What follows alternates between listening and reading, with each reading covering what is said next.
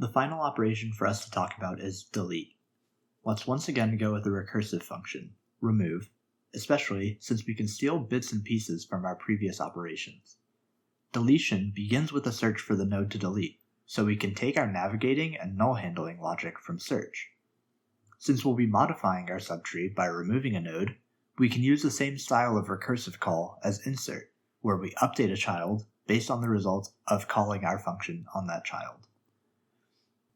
This means that all we have to do is figure out what to do with the node we want to delete when we find it. When we delete a node from a graph, we need to replace it with something so that there isn't a hole in the middle of our tree. There are two trivial cases to discuss first. Say the node does not have a left child. We can simply replace the node we want to delete with its right child by returning it. This means that the parent of the target node will simply replace that branch with the target node's right child. This also applies if the node does not have a right child. We can just replace it with the left one.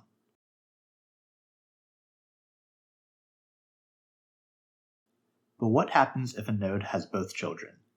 This is where things become a bit more complicated, as we need to find a suitable replacement for the target node. The goal here is to find a replacement for the target node such that all properties of the BST remain true.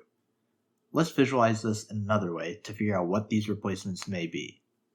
Remember, a BST is just another way of organizing sorted data. Instead, we can just look at the structure as an array. In this array, the values to the left of our root value represent the left subtree, and the ones to the right represent the right subtree.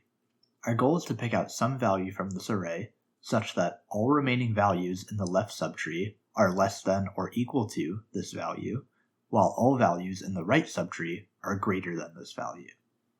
There are two suitable candidates that meet this criteria, the max value in the left tree and the min value in the right tree.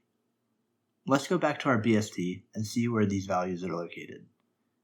As you can see, our two candidates for replacing the node we want to delete are the rightmost node in the left subtree or the leftmost node in the right subtree. Both of these values work, but let's pick the max value in the left subtree as our replacement of choice. We can use some helper functions to obtain this replacement value, use it to replace the value in the node we want to delete, and then delete the original value so that we aren't left with any duplicates. You should be able to derive these helpers yourself. We talked about finding max when discussing search, and delete max is a simplified version of this delete function based on the getMax function, although using this exact remove function is also a valid solution. If you think about it, the maximum value is guaranteed to be missing at least the right child, so it will end up in the if not root.right case we already wrote. We conclude by returning our root value so that any callers of the function have the newly modified subtree based at root.